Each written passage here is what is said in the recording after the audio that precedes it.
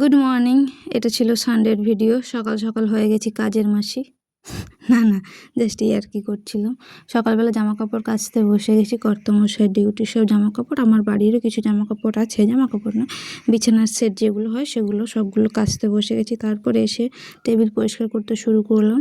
টেবিলটা অনেকদিন ধরেই নোংরা হয়েছিল। তারপর টেবিল থেকে যে জিনিসগুলো নামিয়েছিলাম ওইগুলোকেও ভালো করে মুছে নিলাম। এত পরিমাণ ধুলো জমে গেছে, রোজ মুছলেও মনে হয় ধুলো হবে। এই রুম ফ্রেশনারটা অনেকদিন ছড়ানো হয়নি, সেই জন্য ছড়িয়ে দিলাম। রুমের মধ্যে মুছলেই একটা আলাদা গন্ধ হয়, সেই জন্য রুম ফ্রেশনারটা আমি বেশিরভাগ ছড়াই।